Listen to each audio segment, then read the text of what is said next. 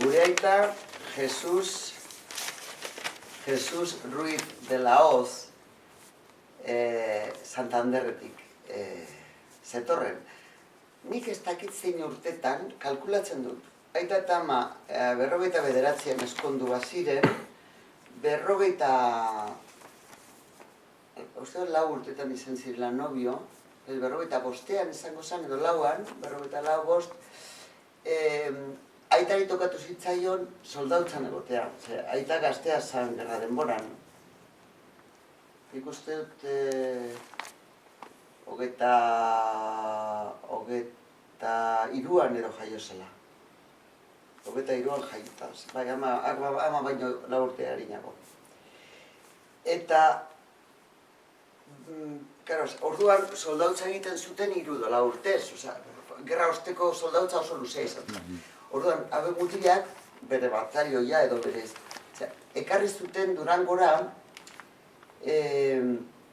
Pirineotan zegoen makiz modoko baten kontra sartzeko, burrukan sartzeko, edo, atzeguardian zeuden, ezta? Atzeguardia hortan egongo ziren Durangon, eta momentu baten interbentziorik egon behar izan bazuen, orduan egongo ziren.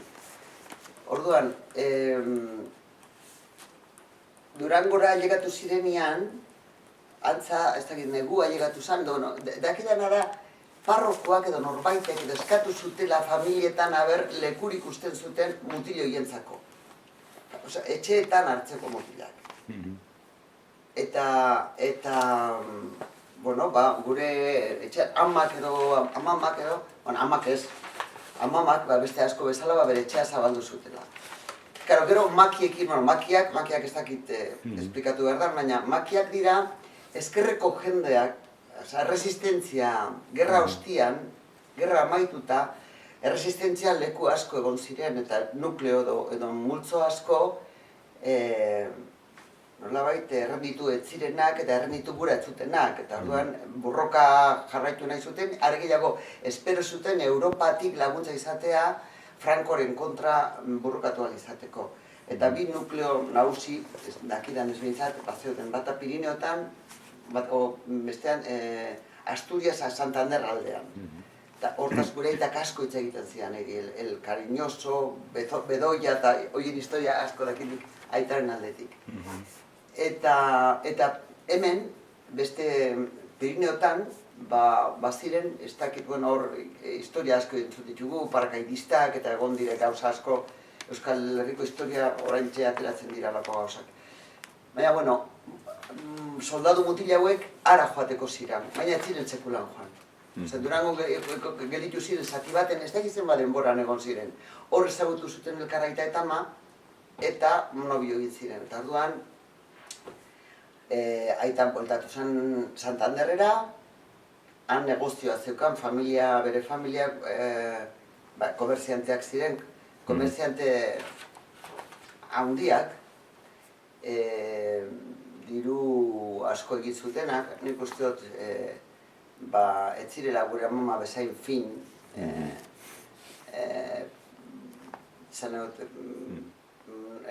estraperlo edo kontu horiekin, gerra oso notor zitzaiela hori badakit, eta hori gure aitak argi zeukan. Eta aita eskondu zan, eta futbolista zan orduan. Gijón eta Santanderko, nola da Santanderko? Racineko futbolista zan. Gijonek kontratatu nahi zuen, baina erabakizun eskonduko zala Durangora.